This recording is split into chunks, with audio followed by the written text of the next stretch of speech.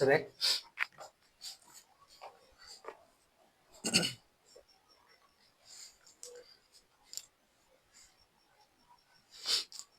আচ্ছা এর আগের ক্লাসে আমি মূলত অমূলত দুটোর সঙ্গেই বলছি, ঠিক আছে?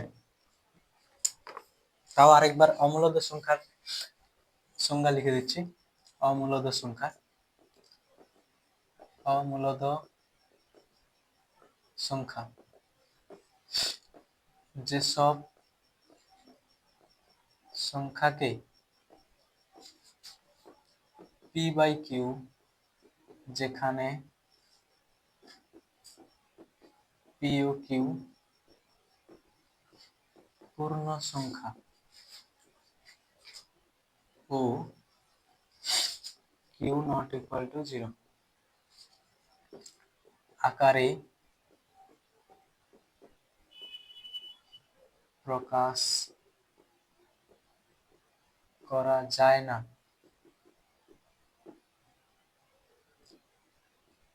তাদের অমূলত সংখ্যা বলে। অমূলত সংখ্যা বলে। তাহলে যেসব সংখ্যাকে পি বাই কিউ আকারে প্রকাশ করা যায় না তাদের অমূলত সংখ্যা বলে, যেখানে পি আর কিউ দুটোই পূর্ণ সংখ্যা হতে হবে আর কিউ শূন্য হওয়া চলবে নি, মানে হর শূন্য হওয়া চলবে নি। এবারে এর উদাহরণও বলছিলাম যে যতগুলা পূর্ণবর্গ সংখ্যা আছে, অর্থাৎ 1, 4, 9, 16, 25, 36, 49, এই পূর্ণবর্গ আরো আছে। এই পূর্ণবর্গ সংখ্যাগুলোর যদি আমি রুট নেই, মানে বর্গমূল করি, তো যেটার বর্গ এটা কার বর্গ? H square. এটা কার বর্গ? 2 এর। এটা 3 এর বর্গ। তো আমি যদি রুট নেই 9 এর, তাহলে কত পাবো? 3 পাবো, তাই না? বর্গমূল করলে আমি যার বর্গ সেটা পেয়ে যাবো। কিন্তু এর মাঝে যে সংখ্যাগুলো আছে, 1 আর 4 এর মাঝে, অর্থাৎ 2, 3, 4 আর 9 এর মাঝে 5, 6, 7, 8, এসব সংখ্যাকে যদি আমি কি করি? বর্গমূল করি। এসব সংখ্যাকে যদি আমি বর্গমূল করি মানে রুট দিই, √2, √3, √5, √6, √7, √8, এর মান আমি বুঝতে পারবো যে মানে এটা 1 এর থেকে বড় হবে। √2 এর মান 1 এর থেকে বড়, 2 এর থেকে ছোট। কিন্তু এক্সাক্ট মান অনেক বড় হয়, দশমিক, 1 দশমিক, অনেক বড় একটা সংখ্যা, ঠিক আছে? এর মান বিশাল বড়, যার জন্য এটাকে কি বলবো? অমূলত সংখ্যা, মানে একে পি বাই কিউ আকারে প্রকাশ করা যায়নি। √3, √5, √6, √7 সবগুলাই একই রকম, এগুলা সবই অমূলত সংখ্যা।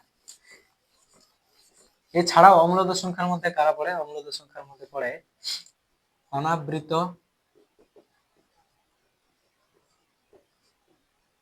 অসীম দশমিক সংখ্যা। অনাবৃত অসীম দশমিক সংখ্যা যতগুলো আছে সবগুলাই কি হবে? অমূলত সংখ্যা। অনাবৃত অসীম দশমিক সংখ্যা কিরকম?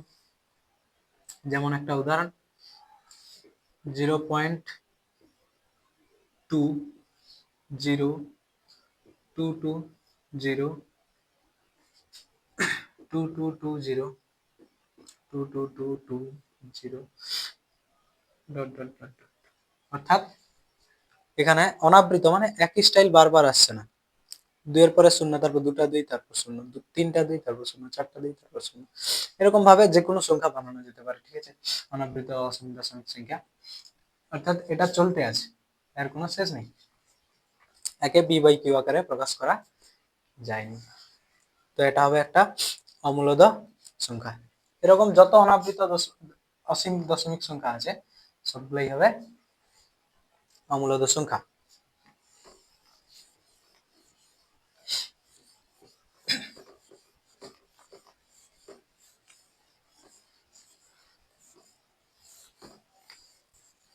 কোষে দেখি 1.2 দেখো, একের দেখ কি বলছে, নিচের বক্তব্যের কোনটি সত্য কোনটি মিথ্যা লিখি।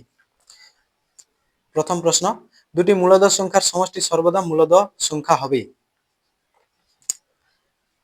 এটা সত্য। একের দাগের 1, দুটা মূলদ সংখ্যার সমষ্টি সর্বদা মূলদ সংখ্যা হবে। এর আগের যে 1.1 তাতে শেষের প্রশ্নটা ছিল যে দুটা মূলদ সংখ্যা নিয়ে যদি আমি যোগ বিয়োগ গুণ ভাগ করি তাহলে কি সংখ্যা হবে, সেখানে বলেছিলাম, দেখিয়েছিলাম যে সবগুলাই কি হয়, মূলদ সংখ্যাই পাই। যোগ করলেও মূলদ সংখ্যা, দুটা সংখ্যা যোগ করলে মূলদ সংখ্যা, বিয়োগ করলে মূলদ সংখ্যা, গুণ করলে মূলদ সংখ্যা, আর ভাগ করলে মূলদ সংখ্যা পাবো। তো ফার্স্টেরটা সত্য। যেমন ধরো আমি দুটা সংখ্যা লিখছি, 1/7 আর একটা 3/11, এই দুটাই মূলদ সংখ্যা। এই দুটো যদি আমি যোগ করি 7, 11, এদের লসাগু গুণফল হবে 7 গুণিত 11 77, এটা 11, এটা 7, 3 7 21, 11 21 কোথায়, 32, 32/77। এই যে সংখ্যাটা, এটা একটা মূলদ সংখ্যা, p/q আকারে আছে, তাই তো? অর্থাৎ তুমি যে কোনো সংখ্যাই যদি নাও, মূলদ সংখ্যা যে কোনো দুটা মূলদ সংখ্যা দিয়ে যোগ করো তাহলে কি হবে, মূলদ সংখ্যাই হবে। তাহলে প্রথমটা সত্য।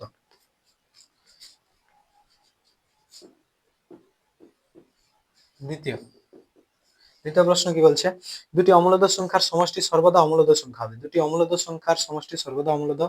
সর্বদা কথাটা যখন থাকবে না তখন ভাবার বিষয়, সর্বদা মানে কি, সব সময়, তাই না? দেখা যাক, দুটো অমূলদ সংখ্যা আমি যেটা বলছিলাম যে ধরো √5 কি √3, এগুলা অমূলদ সংখ্যা, তাই না? এদের সাথে যদি কিছু যোগও থাকে, যেরকম ধরো 2 + √3, 2 + √3, এটা একটা সংখ্যা, এটাও কি ধরনের সংখ্যা হবে, অমূলদ সংখ্যা। ঠিক আছে, এটা যদি একটা সংখ্যা হয় এটাও কি সংখ্যা হবে, অমূলদ সংখ্যা। যদি এরকমও থাকে 2 × √3, এটা গুণের সম্পর্কে থাকে, 2 × √3, এটা একটা অমূলদ সংখ্যা। বুঝা গেল? তাহলে আমি যদি দুটো অমূলদ সংখ্যা যোগ করি, আমি ধরছি 5 + √2, এটা একটা অমূলদ সংখ্যা। আরেকটা অমূলদ সংখ্যা হচ্ছে 5 - √2, এই দুটো যদি যোগ করি, যোগ করলে কি পাবো, 5 + √2 + 5 - √2, √2 কাটবে, 5 আর 5 যোগ করলে 10, 10 কি একটা অমূলদ সংখ্যা, 10 তো মূলদ সংখ্যা, তাই না? তাহলে দুটো অমূলদ সংখ্যা যোগ করে আমি কি পাচ্ছি, মূলদ পাচ্ছি তো। এটা অমূলদ সংখ্যা, এটা অমূলদ সংখ্যা, দুটো অমূলদ সংখ্যা যোগ করে মূলদ পাচ্ছি। অর্থাৎ দুটি অমূলদ সংখ্যার সমষ্টি সর্বদাই যে অমূলদ হবে এটা মিথ্যা।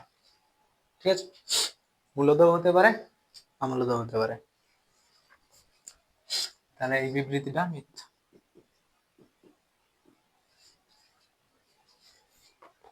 এরপরে দেখো, দুটো মূলদ সংখ্যার গুণফল সর্বদা মূলদ সংখ্যা হবে। দুটো মূলদ সংখ্যা গুণ করলে সর্বদাই মূলদ সংখ্যাই হবে, এটা সত্য। 3-এর দাগেরটা সত্য, আগের আগের আগের ক্লাসে করিয়েছিলাম, দেখিয়েছিলাম, এটা সত্য। যোগ করলেও মূলদ হয়, গুণ ভাগ বিয়োগ সবই মূলদ সংখ্যার ক্যালকুলেশনে। 4-এর দাগেরটা দেখো,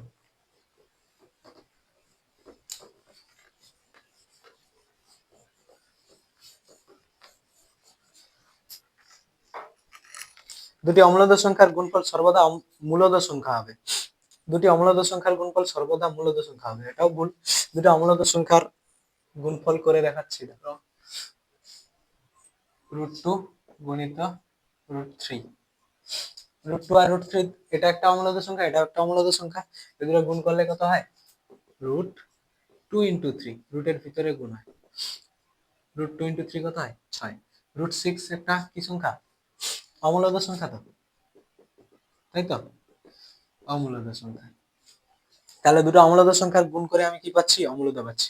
মূলদও পেতে পারতাম যদি √3 × √3 করতাম, তখন হতো 3 গুণিত 3 সমান √9 সমান কত 3 হতো, তখন মূলদ হতো। তাহলে দুটি অমূলদ সংখ্যার গুণফল সর্বদা মূলদ হবে, এটা ভুল। অমূলদ হতে পারে, মূলদ হতে পারে, এটা মূলদ সংখ্যা, তাহলে এটা মিথ্যা। এরপরে দেখো 5 দাগে, প্রতিটি মূলদ সংখ্যাই বাস্তব সংখ্যা। সত্য, বাস্তব সংখ্যার মধ্যেই তো মূলদ সংখ্যা পড়ে। আগের ক্লাসে বলছিলাম যত কিছু আছে বাস্তব সংখ্যা একটা অমূলদ আর একটা মূলদ। আবার মূলদের মধ্যে অনেক ভাগ আছে, পূর্ণ সংখ্যা, অনেক কিছু বলেছিলাম। তো বাস্তব সংখ্যার মধ্যেই সবাই পড়ে, মূলদ অমূলদ সবকিছু। প্রতিটি বাস্তব সংখ্যাই অমূলদ সংখ্যা, 5 তাহলে সত্য হবে।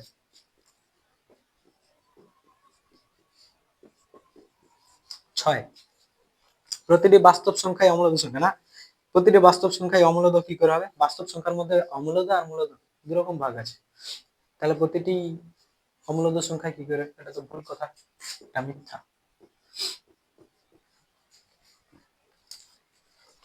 বাস্তব সংখ্যা মূলদ মূলদ সংখ্যা আছে, আর বাস্তব সংখ্যার মধ্যে মূলদ সংখ্যা আছে, অমূলদ সংখ্যা আছে। এখানে বলছে প্রতিটি বাস্তব সংখ্যাই অমূলদ, অর্থাৎ এটা দ্বারা বোঝায় যে অমূলদ সংখ্যা একটা বিশাল বড় পরিবার, তার মধ্যে বাস্তব সংখ্যা পড়ে, কিন্তু না, বাস্তব সংখ্যার মধ্যে অমূলদ সংখ্যা পড়ে। এরপরে দেখো অমূলদ সংখ্যা বলতে কি বুঝি, 4টি অমূলদ সংখ্যা লিখি, এটা আগে আলোচনা করেছি এই প্রশ্নটা। অমূলদ সংখ্যা কাকে বলে, 4টা অমূলদ সংখ্যা লিখি। নিচের সংখ্যাগুলির মধ্যে কোনটি মূলদ সংখ্যা, কোনটি অমূলদ সংখ্যা লিখি, 3 দাগ।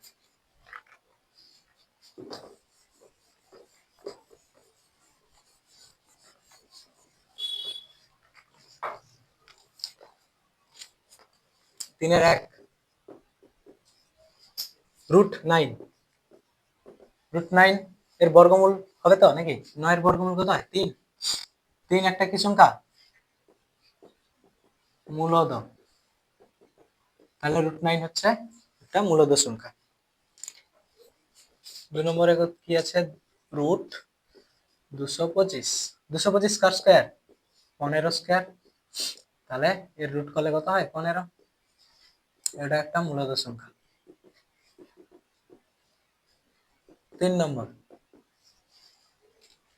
√7, √7 এটা কি সংখ্যা? অমূলদ।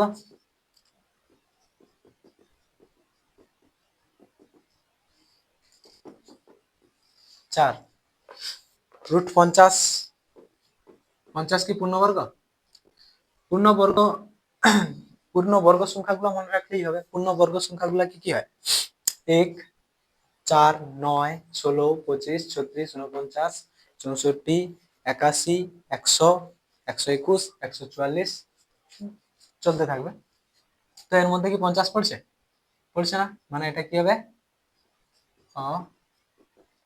অমূলদ। এটাকে আমি ভেঙে দেখাতে পারি। 50 √50 কে আমি লিখতে পারি 25 গুণিত 2। 25 এর রুট বের করানো যায়। 25 এর রুট কোথায়? 5, 5 √2। আমি বলছিলাম যে কোনো মূলদ সংখ্যার সঙ্গে যদি অমূলদ সংখ্যার সঙ্গে যদি মূলদ সংখ্যার গুণ থাকে, এটা মিলে পুরোটা কি থাকবে? একটা অমূলদ সংখ্যা। তাহলে এটা একটা অমূলদ সংখ্যা। √105, 5 নম্বর √100, √100 কি হবে? √100, 100 কার স্কয়ার? 10 এর স্কয়ার, তাহলে 10, এটা হচ্ছে মূলদ। 6 -√81, √81 9 স্কয়ার মাইনাস √9 স্কয়ার, -9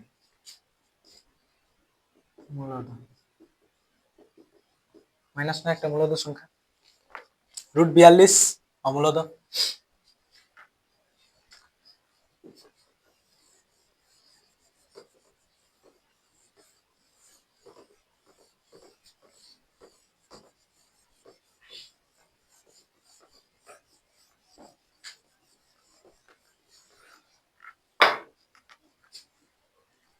7 √42 এটা একটা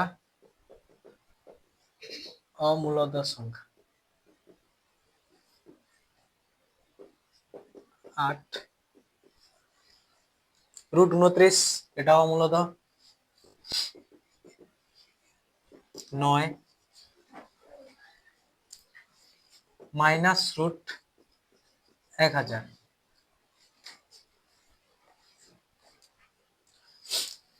সমান মাইনাস 1000 কে আমি লিখতে পারি রুট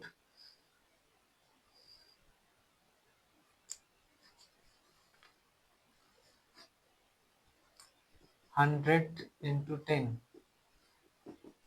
100 into 10 100 বাইরে বেরোলে 100 হচ্ছে 10 স্কয়ার মানে 10 বাইরে বেরোবে 10 রুট 10 10 রুট 10 এটা একটা অমূলদ সংখ্যা ঠিক আছে এটা কি একটা অমূলদ সংখ্যা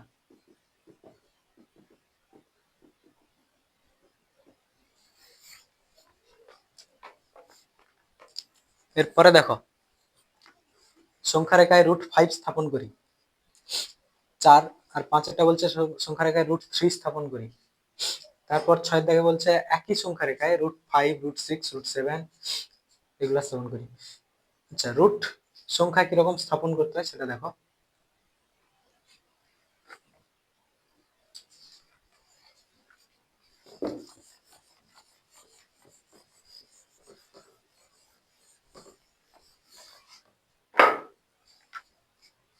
সংখ্যা রেখায় অমূলদ সংখ্যা অমূলদ বলতে যেগুলা রুট যুক্ত সেইগুলা কিরকম স্থাপন করতে হয়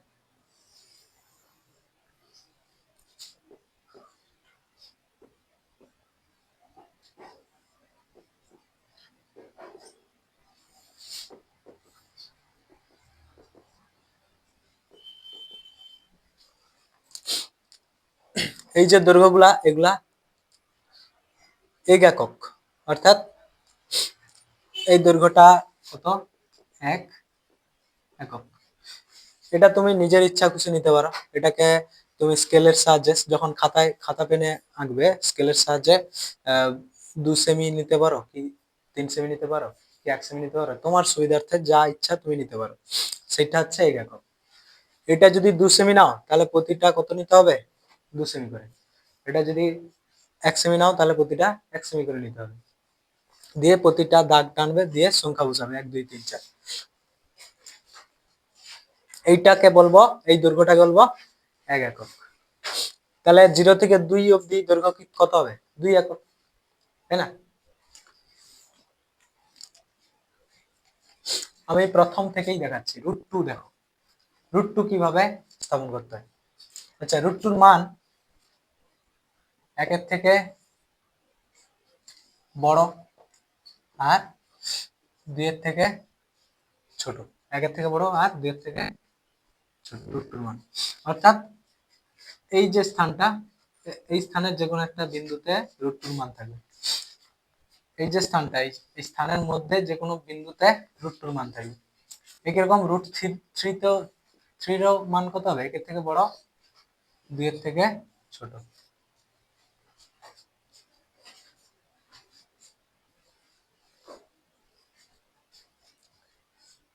আচ্ছা √2 আর √3 এর মান 1 এর থেকে বড় হবে 2 এর থেকে ছোট হবে √5 এর মান কি হবে √5 এর মান 2 এর থেকে বড় 3 এর থেকে ছোট 2 এর থেকে বড় 3 এর থেকে ছোট কতগুলো মান হবে √5 হবে √6 হবে √7 হবে √8 আর 9 মানে তো √9 মানে কত 3 তারপর √10 √11 √10 11 এরকম করে কত অবধি √15 অবধি এগুলার মান কত থেকে বড় হবে 3 এর থেকে বড় 4 এর থেকে ছোট √10 √11 √12 √13 √14 √15 বুঝা গেল মানে কোন ইন্টারভ্যালে হবে এগুলা এই আইডিয়াটা ক্লিয়ার আগে ভাগে করে নিতে হবে এই আইডিয়াটা আগে রাখতে হবে যে 2 এর থেকে বড় 3 এর থেকে ছোট কারা √5 √6 √7 কেন 2 এর স্কয়ার কত হয় 4 তাহলে √4 কত 2 আর √5 হবে √4 এর থেকে বড় তো অর্থাৎ 2 এর থেকে বড় তাহলে √3 আর √2 এই এই ইন্টারভ্যালে স্থাপন করা হবে। √2 স্থাপন করতে গেলে এই দিকে যে দৈর্ঘ্যটা নিয়েছো অর্থাৎ যাকে 1 একক বলছো সেইটা এখানটায় 90 ডিগ্রি একে 90 ডিগ্রি আঁকতে হবে। এখানে কি আঁকতে হবে? 90 ডিগ্রি, অর্থাৎ লম্বা আঁকতে হবে। 90 ডিগ্রি আঁকার প্রসেস তোমরা সবাই জানো, যে কোনো বৃত্তচাপ নিয়ে কাটতে হবে, দিয়ে সেই সমান বৃত্তচাপেই দু জায়গায় কাটতে হবে। এখানে এখান থেকে এর হাফের থেকে বেশি কেটে যোগ করতে হবে। ঠিক আছে, 90 ডিগ্রি আঁকার প্রসেস সবাই জানো প্রায়। 90 ডিগ্রি আঁকার পরে এই দৈর্ঘ্যটা যতটা ততটা দৈর্ঘ্য নিয়ে সমান মাপের দৈর্ঘ্য নিয়ে কাটতে হবে। অর্থাৎ এটা 1 একক হলে এটাও কত একক? 1 একক। বুঝা গেল? আর এই কোণটা কত? 90 ডিগ্রি। এই কোণটা কত? 90 ডিগ্রি। আমি যদি এই দুটা বাহু, এই দুটা বিন্দু যদি যোগ করি, একটা ত্রিভুজ গঠন হবে। এই দুটো বিন্দু যদি যোগ করি এটা একটা ত্রিভুজ হবে। কিরকম ত্রিভুজ? সমকোণী, সমদ্বিবাহু। দুটো বাহু সমান, সমকোণী সমদ্বিবাহু। তো সমদ্বিবাহুটাও এটা ইম্পর্টেন্ট নয়, সমকোণী ত্রিভুজ এটা ইম্পর্টেন্ট। এটা একটা সমকোণী ত্রিভুজ। সমকোণী ত্রিভুজের সমকোণের বিপরীত বাহু হচ্ছে অতিভুজ। এই অতিভুজের দৈর্ঘ্য পিথাগোরাসের উপপাদ্য, পিথাগোরাসের উপপাদ্য কি বলে? যে এই অতিভুজের দৈর্ঘ্য স্কয়ার, এটা এটা এটা যদি ভূমি বলি, এটা তাহলে লম্ব, এই লম্ব স্কয়ার আর ভূমি স্কয়ারের যোগফলের সঙ্গে সমান হয়। অর্থাৎ আমি যদি এই অতিভুজের উপরে আমি যদি একটা বর্গক্ষেত্র অঙ্কন করি, তার যে ক্ষেত্রফল হবে এর স্কয়ার মানে কি? এর উপরে যদি আমি একটা বর্গক্ষেত্র এই দৈর্ঘ্য নিয়ে যদি আমি একটা বর্গক্ষেত্র অঙ্কন করি, তার যে ক্ষেত্রফল হবে এই লম্বর দৈর্ঘ্য নিয়ে যে বর্গক্ষেত্র হবে,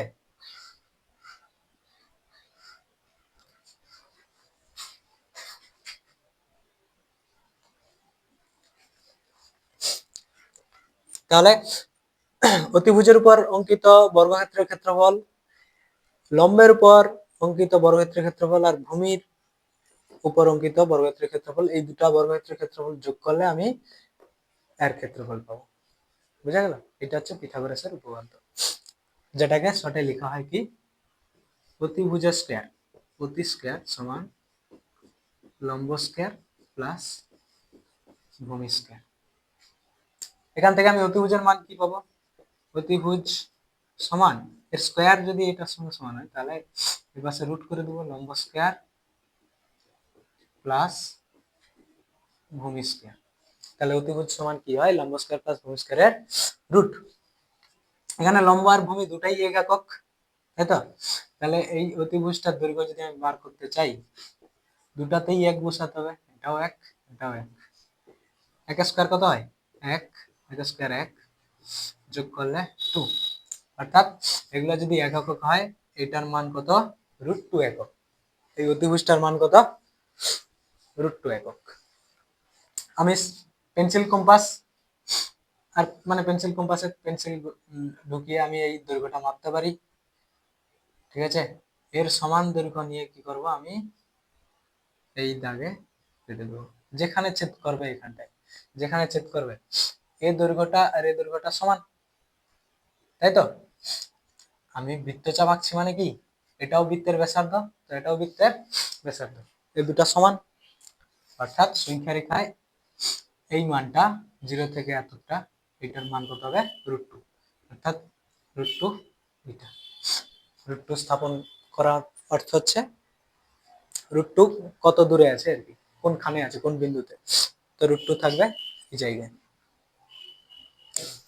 এরপরে √3 কিরকম ভাবে করবে? √3 করতে গেলে এই যে ত্রিভুজটা আছে, এই ত্রিভুজের এইটাকে কি নিতে হবে? ভূমি নিতে হবে। এই অতিভুজটাকে ভূমি নিতে হবে, দিয়ে এই বিন্দুতে একটা এই সরলরেখার উপর লম্ব আঁকতে হবে, মানে 90 ডিগ্রি আঁকতে হবে। লম্ব আঁকা মানে কি? 90 ডিগ্রি আঁকা। 90 ডিগ্রি যেরকম প্রসেস আঁকবে, 90 ডিগ্রি দিয়ে 1 একক দৈর্ঘ্যের সমান দৈর্ঘ্য নিয়ে এখানে কাটতে হবে। 1 এককের সমান দৈর্ঘ্য নিয়ে এখানে কাটতে হবে। তাহলে এটা কত? 1 একক, আর এইটা কত? √2 একক। এটা 1 একক, এটা √2 একক। সেই দুটো বিন্দু যদি আমি যোগ করি, যে ত্রিভুজটা পাবো সেটাও একটা সমকোণী ত্রিভুজ। যে ত্রিভুজটা পাবো সেটা একটা সমকোণী ত্রিভুজ, যার অতিভুজ হচ্ছে এইটা। এখন ভূমি এটা, এই ত্রিভুজের ভূমি এটা, লম্ব এটা, অতিভুজ এটা। তো এই অতিভুজ যদি বের করতে হয়, এইখানে অতিভুজ সমান হবে √, ভূমি স্কয়ার বা লম্ব স্কয়ার যাই আগে লিখো, কোনো অসুবিধা নেই। এক স্কয়ার প্লাস √2 এর স্কয়ার। এক স্কয়ার কত হবে 1, √2 স্কয়ার কত 2 সমান √3, অর্থাৎ এই দৈর্ঘ্যটা হবে √3। সেম প্রসেস পেন্সিল কম্পাসের সাহায্যে মেপে টেনে দিলে যেখানে ছেদ করবে সেই মানটা হবে √3। বুঝা গেল? এটা হচ্ছে √2 আর √3 আঁকার পদ্ধতি। এরপরে √5 যখন করবে, √5 কিরকম করবে?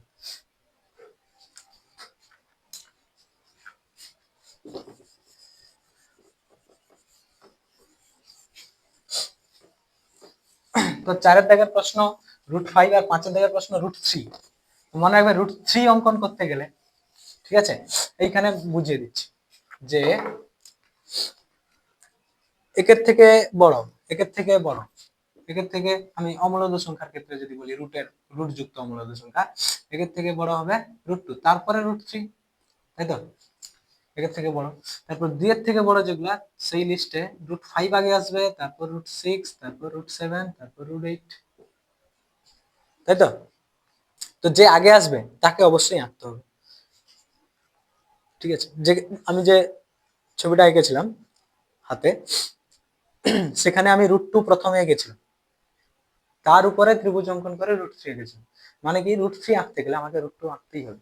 আমি সংখ্যা রেখা স্থাপন করি আর নাই করি, আমাকে √2 আঁকতেই হবে। বুঝা গেল? তাহলে আমি যদি √6 আঁকতে চাই বা √7 আঁকতে চাই বা √8 আঁকতে চাই, আমাকে √5 থেকে শুরু করতে হবে। √5, তারপর √6, তারপর √7, তারপর √8, চাই আর না চাই আমাকে পরপর আঁকতে হবে। তো দেখো কিরকম আঁকা হয়।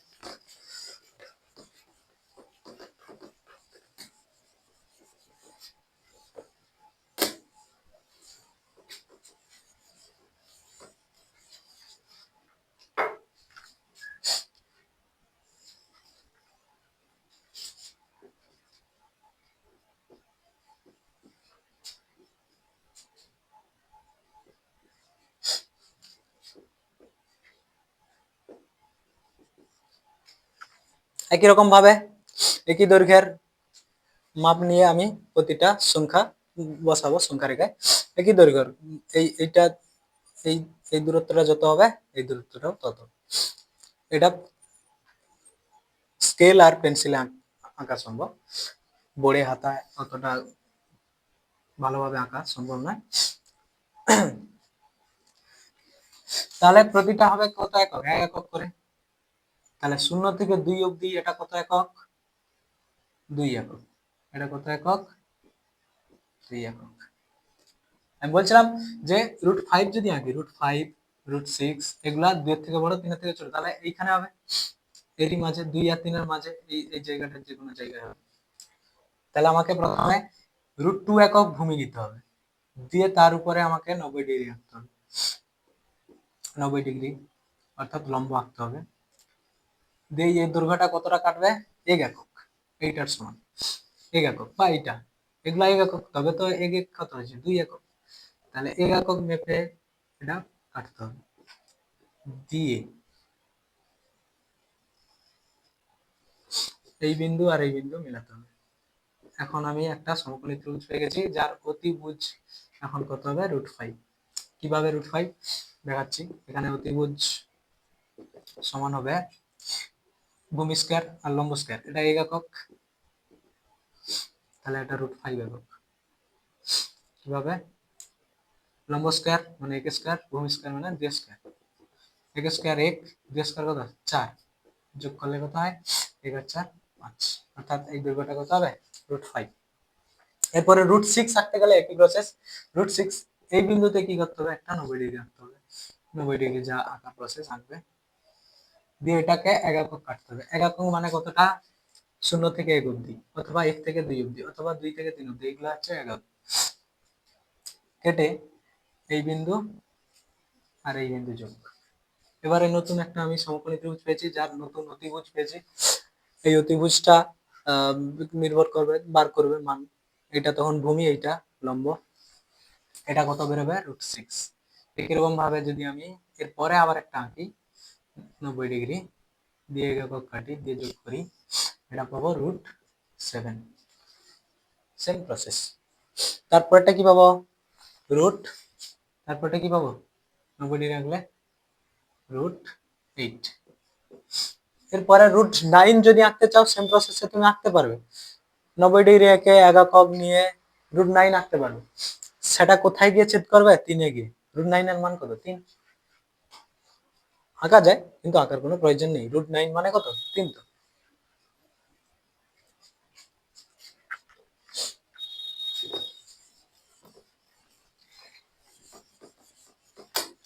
এরপরে দেখো,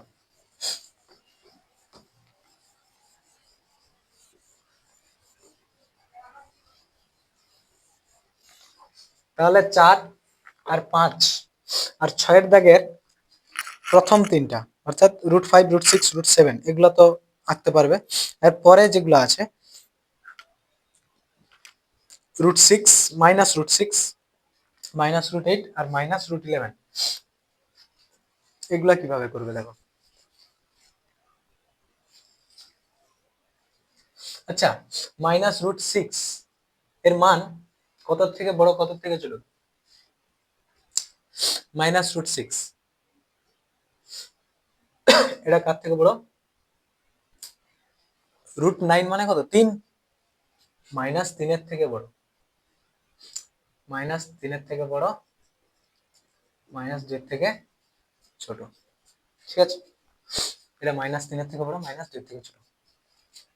অর্থাৎ এদিকে যদি আমি 0, -1, -2, -3, -4 এভাবে নিই, তাহলে -√6 আঁকতে গেলে আমাকে প্রথমে 2 একক এদিকে নিতে হবে, এর উপরে 90 ডিগ্রি আনতে হবে।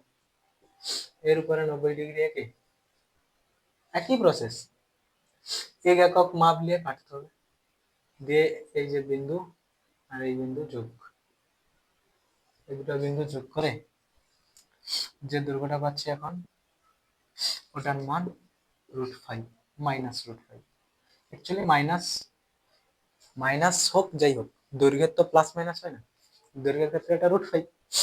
তো এই মানটা যখন আমি সংখ্যা রেখার ঋণাত্মকের দিকে আমি স্থাপন করব পেন্সিল কম্পাসের সাহায্যে, যেখানে ছেদ করবে সেইখানের মান হবে -√5, অর্থাৎ সেই বিন্দুটা, সংখ্যা রেখার সেই বিন্দুটার মান হবে -√5। এরপরে -√6 হবে, একই রকম 90 ডিগ্রি আঁকতে হবে। 90 ডিগ্রি আঁকার পর 90 ডিগ্রি আঁকার পর এক একক কাটতে হবে। এক একক কাটার পর এই বিন্দু আর এই বিন্দু যোগ, এটা হবে -√6। এরপরেরটা হবে -√7, তারপরেরটা হবে -√8।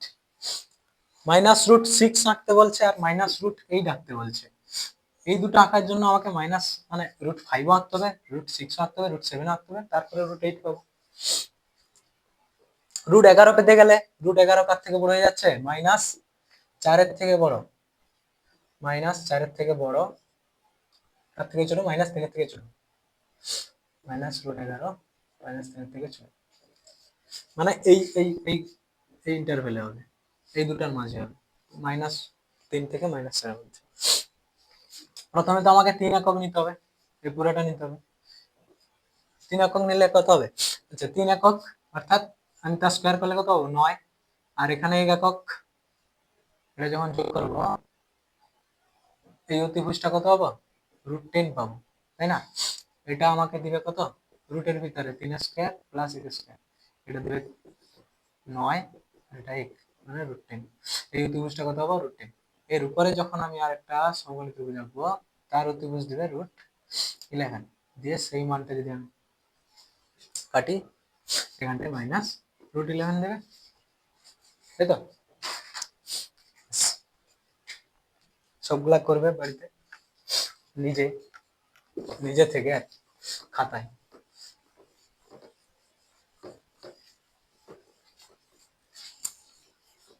পরের দিন আমি দেখবো, ঠিক আছে, এই ছবিগুলা দেখবো।